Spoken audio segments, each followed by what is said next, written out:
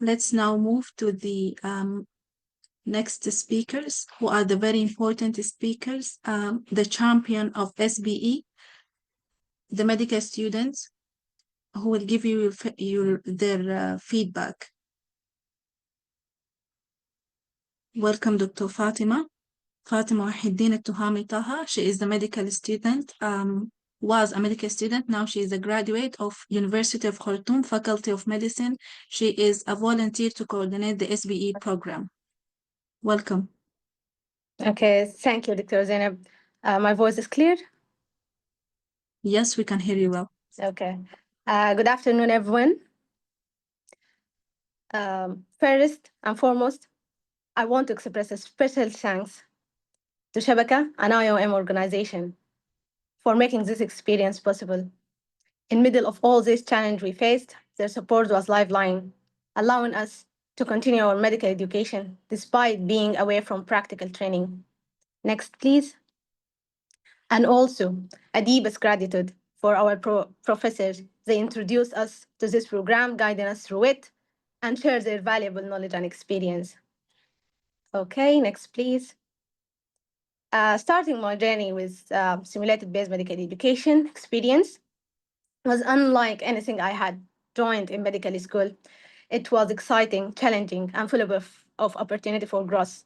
This experience was valuable for me on multiple aspects. Next, please.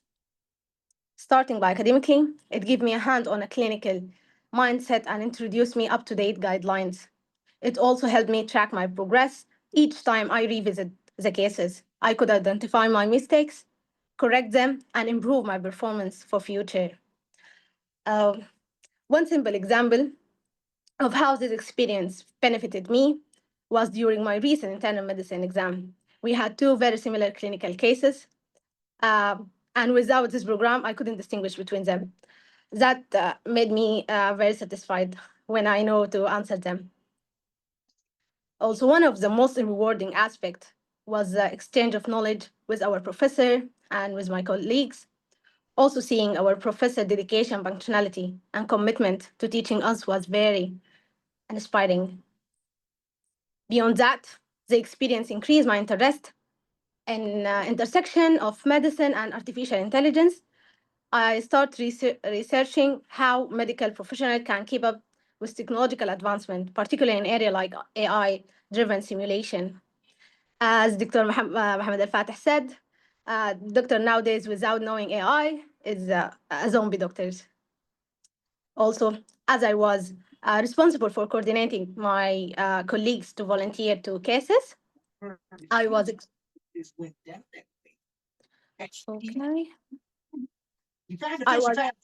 I was extremely happy when one of them volunteered to solve a case, and the rest of us support and helped him. Seeing their positive feedback after each session, it was truly rewarding.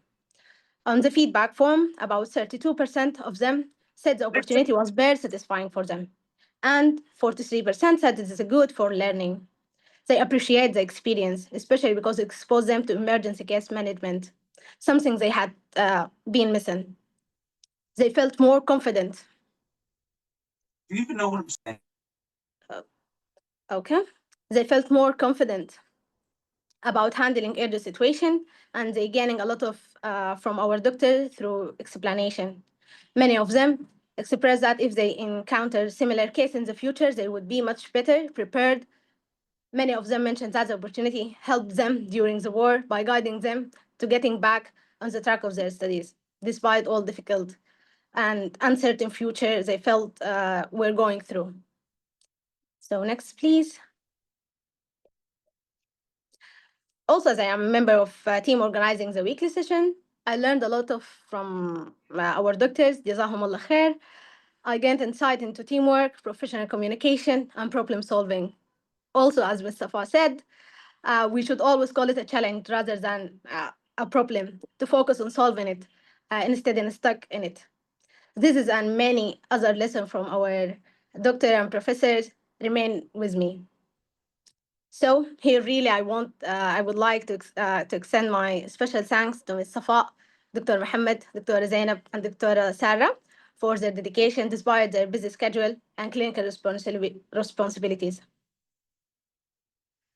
They always supported us, overcoming a challenge we faced as an organizer.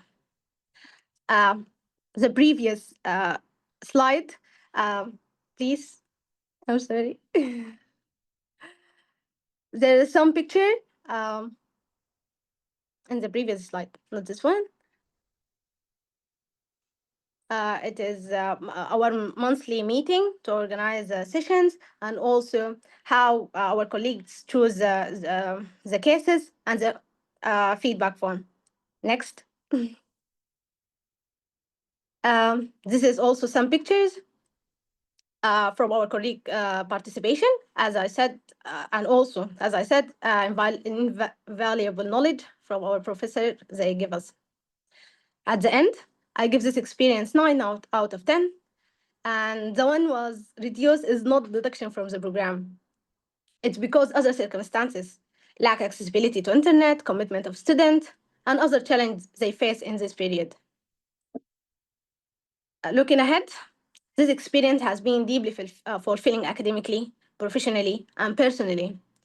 It was rich in knowledge, teamwork. It is great opportunity, especially for those in their clinical years who haven't had the opportunity to enter hospital and interact with cases due to counter circumstances. So truly, I hope this initiative continue. I will definitely continue attending the sessions, as I am sure they will be very valuable during my internship. This wealth of knowledge and experience shared by my doctor is invaluable. Give me skills, confidence I need as I am starting internship journey. So again, to our professor and program sponsor, thank you for making this possible, and to every student who attend these sessions, whether live or recording, despite all difficulties. You are the future of medicine in our country. Your determination to keep learning is what helps us to rebuild our home again. Lastly, I believe every aspiring doctor deserves a learning environment that is modern, supportive, and aligned with global medical advancement. And that is what exactly this program provides us. So, thank you very much again. Thank you very much, Fatima. Actually, this is very emotional. Thank you, Fatima. Now let me introduce Dr. Abrar Batran. She is a final year student in Ahfad University for Women. Welcome, Abrar. Thank you very much, Dr. Zainab, and thank you very much, Fatima. Good afternoon, everyone. I'm Abrar Mu'tasim. I'm a 6th year or final year medical student. And I'm really honored to have this opportunity to provide my feedback on the medical simulation program, which I recently had the privilege to participate in as a student and as an organizer too. But as a student, this experience has been immensely valuable in shaping my understanding and skills in the medical field. And I would like to share my insights focusing on several key aspects of the program. So next, please, Dr. Type. First, I'd like to talk about the program structure and then instructor's expertise. Then I'll be talking about the simulation environment and learning experience. Then I'll be talking about the career preparations and suggested improvements. And finally, I'll conclude and give my final thoughts. Next, please. Okay, so first, the program structure, which was well organized and comprehensive. The curriculum content was highly relevant and covered a wide range of critical topics. The learning objectives, of course, were clearly defined, and I felt they were effectively met by the end of the program. And then I'll be talking about the instructor's expertise, which was truly commendable. Their depth of knowledge and the ability to convey complex, the previous slide, thank you. Their ability to convey the complex concept in an understandable manner significantly enhanced the learning experience. The engagement and interaction levels were very high, and their kindness and continuous encouragement throughout the whole session, of course, each and every session, fostered an environment of an active participation and discussion. I particularly appreciated the constructive feedback and support that was always provided during each session and even after the sessions. And they were also very keen to communicate any issues with us, as they had made a separate platform for that, and they provided us with the needed materials and the resources to be prepared before each session to get the most out of it. And they recorded the lectures for us, for those who missed to attend it, and they were always on time. And talking about time, I also appreciate that they have always made sure that the time suited all students in all different countries. And next, please. Now, my favorite part is the simulation environment, which was another standout feature. The realism of the scenarios and the advanced technology that was used made the experience incredibly immersive. And as a part of this generation, I'd say it was joyful as well. And I've always been, and I've always, I also participated as a simulator myself, which was very interesting. I really enjoyed the experience. And in terms of the learning experience, the program excelled in developing the practical skills and promoting critical thinking. It allowed me to apply theoretical knowledge in simulated real-life situations, boosting my confidence, of course, and my preparedness for the future challenges that I'd say I was not aware of as a medical student in the medical field. And the nurses, can you see the picture I've put there? That nurse there, it was a challenge. It was a challenge. And it also focused on both the patient safety and evidence-based practice, which I'm really pleased to be introduced to at this early phase of my life. And next, please. So furthermore, the program had a significant impact on my career preparation. The personal growth I experienced was substantial, as I learned not only technical skills, but also the importance of teamwork and communication. I was introduced to the SBR for the first time on the program during the sessions. In addition to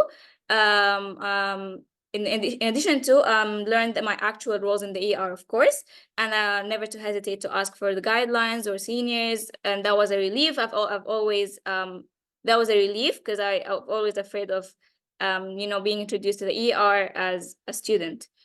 Overall, the program is highly effective for sure. However, I'd like to grab your attention to the diversity of the scenarios, as introducing more varied scenarios in different systems, as well as being introduced to the minors as well, will definitely enhance the learning experience.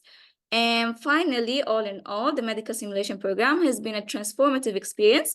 It has equipped me with essential skills, enhanced my critical thinking abilities, and prepared me for the future career in the medical field. I'm really grateful for the opportunity to be part of this program as both an organizer and a student, and I hope that my feedback contributes to its ongoing success and improvements. Thank you, everyone. It will definitely do, Abrar. Definitely. Thank you so much for your feedback. Moving forward in the program, let me introduce with honor the leader in simulation-based education, Professor Ihab Abdurrahman Tarawa. He is the professor of medicine, University of Khartoum, consultant of acute care medicine, and the director of SOBA Education Training and Examination Center. Welcome, Professor Ihab. Yeah, good afternoon, and thank you, everybody, and thank you for Dr. Sarah and all the team of simulation. My talk will depend on the matter of crisis for development, and I am a believer on what mentioned that still like an artist. Crisis for development, it helps us to assess our current situation, and it inspires us to look at the future so we can build a different and new future for us and for the coming generation. And still like an artist, it tells us that everything is there. Just we need to get it together in one plate and make a value that serve our community.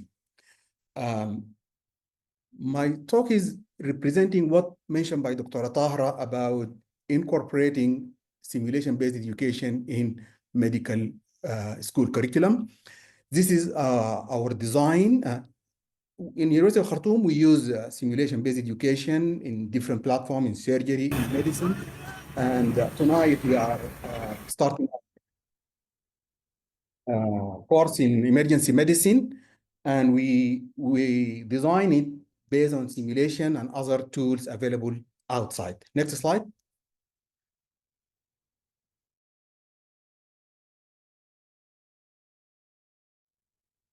So simulation is available started in military and aviation, and in healthcare, it is there since 1730 when they use this model for midwifery education. In Sudan, what mentioned by Professor Hassan Bella, أطباء السودان الحفاة, the bare-feeted doctors, and they use this coffee pot, jabana, to teach the midwife about how the pregnant lady look, and when she's in bed, she has to lie on her side. So use this model to based on locally available tools so that it can be culturally accepted. Next.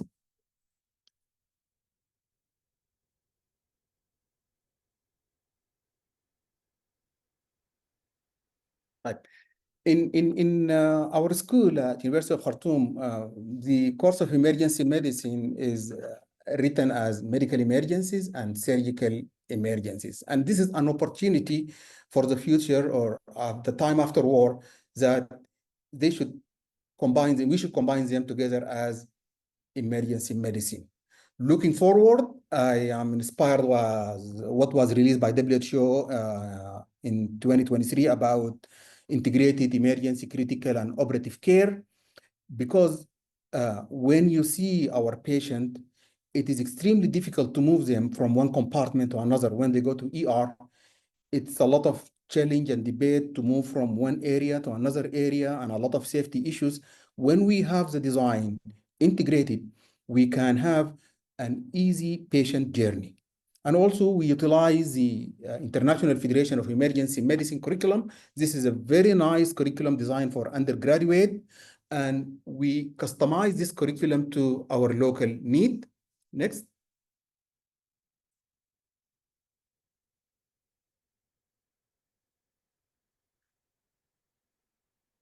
So we designed this curriculum of International Federation of Emergency Medicine into generic skills, life support skill, trauma, sepsis, cardiorespiratory, surgical, obstetric, and pediatrics. For the first module, the generic life skill, we depend on the WHO course, basic emergency care. So we designed it here, as you see in this column, in the green, about ABCD approach, difficulty in breathing, shock, and so on. We have this lecture recorded in YouTube, so the student will listen to them. The second week, they will have It can be assessment slid test, back and forth on multiple the choice device. by the model. And during the second week, they will have simulation-based education. We assign them a certain number of cases. They have to do them. And this will be augmented by real-life meeting, could be like Telegram or Zoom meeting, discussing scenario-based discussion. So the student will do lecture at their own pace, plus supporting videos.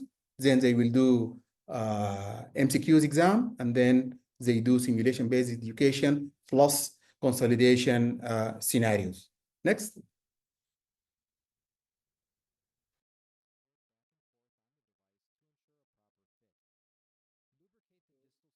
We provide them with tools about how do we do basic procedures, plus what is written in the WHO book about how you do it and what you need, plus selected cases from simulation-based education. I think with this, we can cover the didactic, and we can give we cover them, we give them the intellectual processing and critical thinking. And what is missing is the real life exposure. With all these tools we are using, I think we move significant way forward, but still we are challenged by the current situation about real life workshop and real life experience. All resources we are using are available online, and we avail them as we benefited from the simulation faculty. We avail all the resources we make to all medical students and all frontline practitioners to utilize them, to customize them, to modify them the way they suit their local need. And thank you. Back to you, Zainab.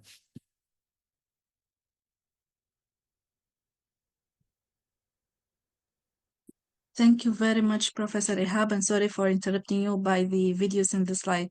Thank you very much for this insightful presentation. Our next speaker will be Dr. Mohammed Al-Mahal, the Executive Director of Sudanese American Medical Association.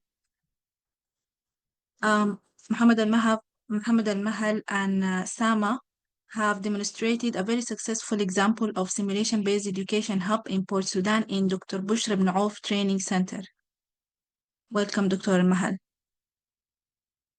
Thank you very much, Dr. Zainab, and greetings, everyone. It's really an honor to be here today to discuss how simulation-based education has played a vital role in strengthening medical training during the ongoing conflict in Sudan. First, I would like to really give the gratitude for the Academy of Medical Education during conflicts for the kind invitation. I congratulate you, Dr. Sarah and Dr. Zainab, for the launch of the Academy, and also acknowledge Shabaka and IOM support for this invaluable model and a tool of medical education. Next, please. So SAMA is the Sudanese American Medical Association. It's a US-based nonprofit that has been dedicated in bridging the gaps in medical education and healthcare since 2008. And after the war, we have relocated our office to Portsudan and established a Center for Learning. And we started to do medical education, support learning, research, and humanitarian actions through the center. Next, please. So SAM Institute of Health is the primary department and body that serves as a cornerstone for SAMA to disseminate knowledge, professional development, and research. It's under the Dean of the SAM Institute of Health, Prof. Ihab. And our mission is to provide structured, high-quality learning opportunities for healthcare professionals across Sudan and Sub-Saharan Africa. And one of those initiatives was the simulation-based education. So in times of crisis, ensuring continuous medical education is a challenge, especially when infrastructure is compromised. And the Bushra Now Center for Learning in Sudan has really been a great resource for SAMA in training local doctors during the war. So the center acts as a hub for learning opportunities, and recently have been an SBE hub for the simulation-based education training. And it acts as optimized learning environment for local learners in Port Sudan. And it has many features, including air-conditioned environment, fiber optic internet supply, which guarantees a good and stable internet, and also solar panel, which guarantees uninterrupted power supply. So through this resource, we were able to conduct an SBE training that is stable and effective for the local trainers, for the local learners in Port Sudan. Next, please. Our SBE has mainly targeted the local doctors, including medical officers, house officers, and also registrars, who were recruited from the local hospitals in Port Sudan.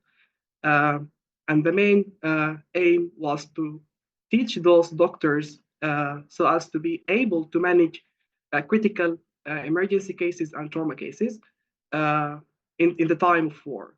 So we recruited learners, 20 learners from the Osman Digna Teaching Hospital and also the Port Sudan Teaching Hospital. And the main model was giving weekly assignments through the full code platform, which is the main platform that we used in the simulation-based education course. So we give weekly assignments, and we track those learners on a weekly basis. And also, we trained 2 of our members so as to be acting as facilitators to facilitate and troubleshoot any kind of problems that faces those learners. So as a whole, our learners completed 307 hours on the platform and also completed 2,100 cases on the full code platform. Next, please. So Dr. Bushra is our mentor, our father, and was the director of Sudan office of SAMA. He's one of the founders of SAMA, and we really owe him so much. And this is why we're in SAMA, we're really proud to preserve the legacy of a great man, and also to try to exemplify his traits of mentorship, leadership, and training. ربنا يرحمه ويغفر له إن شاء الله. So looking ahead, one thing is evident that medical education in crisis setting thrives on collaboration. Thank you all, and I look forward to continued collaboration as we work together to strengthen medical education in Sudan. Thank you. Thank you very much, Dr. Mahal. I know all the participants and the audience will be having a lot of questions. We are coming to the end of our program with our last speaker. We are very privileged actually to introduce a Nobel Prize nominee, the emergency response room experience that will be presented by Dr. Mohammed Suazan, an international training consultant. He is the coordinator of training and development office in the ERR emergency response room in Khartoum. Welcome. I'm not sure if the connectivity helped Dr. Mohammed to join us in this event. I saw him earlier. Dr. Mohammed was here with us, so let us hope that he's still with us because of the connectivity. We are going to do this in Arabic and then translation. Maybe Dr. Zainab, we can quickly have a look at the participant to see if Dr. Mohammed is around. While مساء دكتور محمد معنا. نعم مساء الخير. مساء النور. welcome محمد. Let's go ahead. تفضل. ما هي غرف الطوارئ؟ الغرض من إنشاء غرف الطوارئ تم إنشاء غرف الطوارئ ERR للاستجابة الطارئة لمعالجة حالات الطوارئ بسرعة من خلال تقديم المساعدات المنقذة للحياة للأشخاص الأكثر تضررا من النزاع.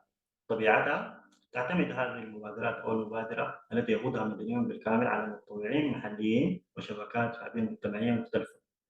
مجالات تركيز الأنشطة تشمل أنشطتنا الأساسية توزيع الغذاء والمياه والإمدادات الطبية والمأوى وتنسيق إجلاء المدنيين المحاصرين في مناطق النزاع والدعم النفسي والاجتماعي والتدريب والتطوير. So, Dr. Mohammed have explained that for those who don't know about the emergency response room yet, which is, I doubt it, that it is a civilian-led community movement for humanitarian response only. And this will include different aspects like shelter, evacuation, health, medical supply, and food and psychological support. He was leading the training and development when we conducted this partnership. Next.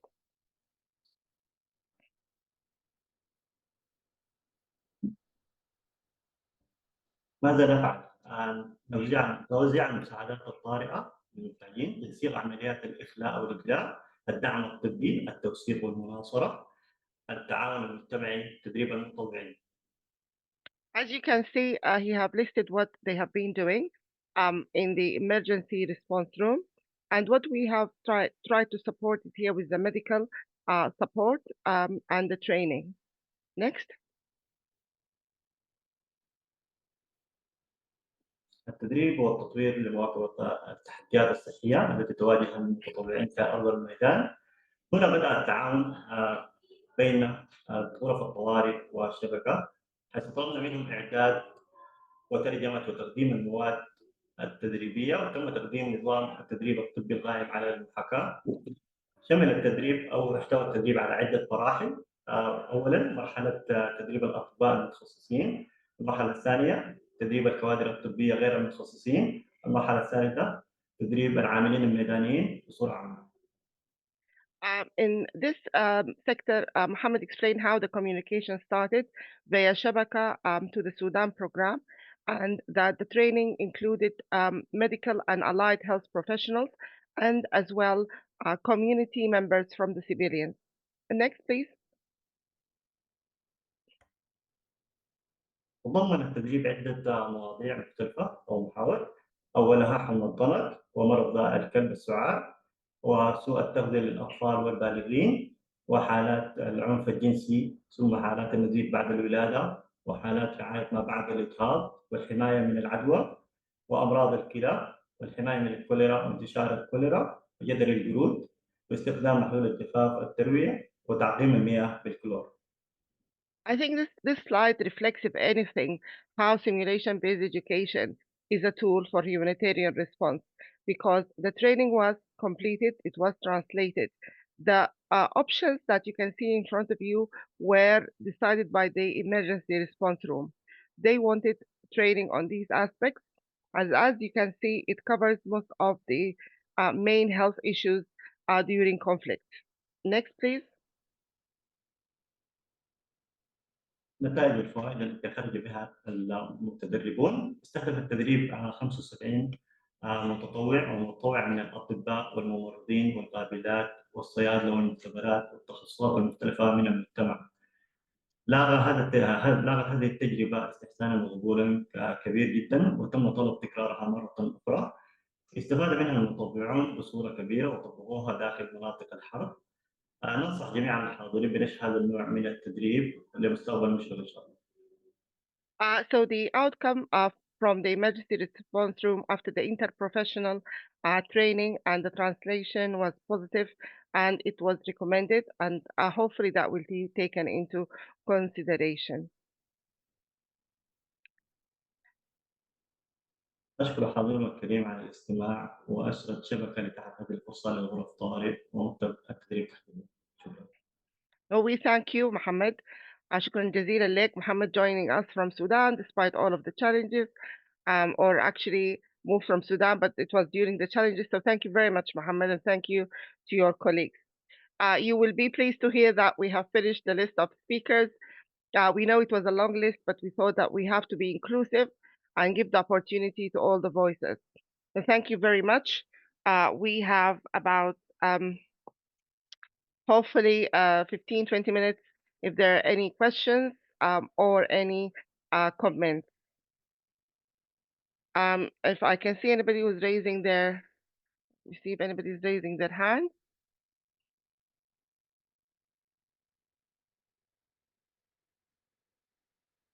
I think Zainab, now we can stop the sharing maybe.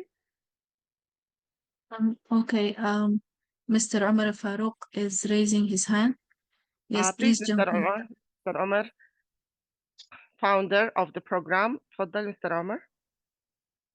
Your mic is off. Assalamu alaikum. Good evening, everybody. I'm very happy today. I want to congratulate everybody and ourselves for the launch of the AMEC. I'm being very lucky to be involved in this SPE program immediately after war, and to see it go through all the difficulty and to see how it's shaped now is very, very satisfying. I think having one platform for everybody, for the trainer and for the students, under the umbrella of a central training body is very crucial, because first, all the effort could be unified in one platform, because I know that different trainers and different society and different doctors in different parts of the world, they are doing their effort to help during this crisis. But to bring them in one unified platform is very crucial for two reasons. One is you can bring all the trainers and the students in one platform. And the second, is that the training could be accredited, which is very crucial to be accredited. If it is under the umbrella of the Sudan Medical Specialization Board, there should be a way of accrediting this effort, and that is very crucial. So again, thank you very much. And I think it is a great effort from everybody, and hope and wish you all the best. Thank you. Thank you, Mr. Omar, for your support. And we are waiting for 2025, so you can tell us about the experience with behind the knife and touch surgery, so that hopefully in the annual meeting next year, we can present the experience from the surgical team. Any other questions on the chat, Zainab, or I can't see any other hands? Any specific questions to any of the speakers? Hi, hello. Welcome, Hi, Dr. Sarah. Welcome, Dr. Mahasin. Ahlan wa sahlan. Hello, how are you? Just I would like to express my appreciation and gratitude for this amazing initiative. Thank you very much for Dr. Sarah Abdel Jalil and Dr. Zainab Hamid for initiating this and for organizing this program. This initiative is beyond expectation, really beyond expectations. Thank you for the highly regarded speakers for this information session. In any humanitarian issue, supporting and empowering our devastated community, whether financially or logistically. And now this simulation-based education is something unbelievable in spite of the challenges they will face in the war zone by our health professionals. Thank you very much. It is amazing. I can't believe it. Thank you. Now Sudan is in good hands. Thank you. Thank you, Dr. Mahasin, for your reflection and your Thank input. you very much for the support. Thank you. As we say, sustainability is the main issue at the moment, and we are hoping that this will be maintained under the leadership of our local educators. Any further question or comment to any of the speakers, please? You have our emails to Dr. Zainab and myself if there is any further comments. Dr. Sharfi, please. Professor Sharfi, please. Go ahead. Thank you again. Thank you, Sarah. Thank you, Zainab. Thank you for all the speakers. Really, it was a very useful session. And it showed, if it showed one thing, it shows the commitment of all who are concerned. I'm very much concerned about two things. Number one, sustainability. Actually, here, the Sudan Medical Specialization Board, with actually its 11,000 trainees and trainers, are now very much prepared to be a very active part of this program. But here we are having the Cairo office. Hopefully, it will be a help for all the activities. But we are looking forward to have some help for sustainability of this office and to supply it with more material so that we can do our job. Thank you again so much, Zainab and Sarah, for your efforts. And thank you for speakers. Shukran lakum. I think it's important, Professor Sharfi, to stress on the quality assurance and the leadership by the Sudan Medical Specialization Board, and that to be approved and to move forward even during the post-conflict and the recovery phase. We know that the population needs and the problems with health access, and therefore the training of the registrars and the medical students will contribute to the safety and to the effective response. So we appreciate as well your leadership. Is it Mahmoud or Mohammed? Mohammed. Yes, correct. Thank you, Sarah, for the opportunity, and thanks for all the speakers. And this is Mohammed Abrar. Okay. Welcome, Mohammed. Yeah, and thanks for the invitation, and thank you for your timely and valuable initiative. And actually, this provides crucial support to the Sudanese students during the conflict time. And I also, as someone deeply concerned about the higher education in conflict settings, the efforts highlight the effectiveness of the virtual solutions in education. And this could pave the way for further initiatives, I think.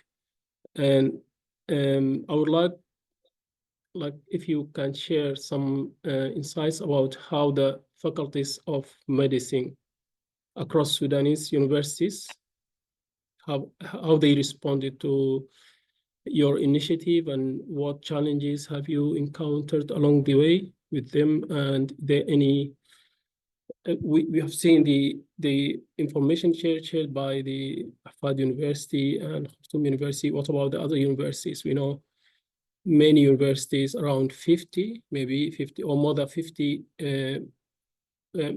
faculties of medicine for Sudan.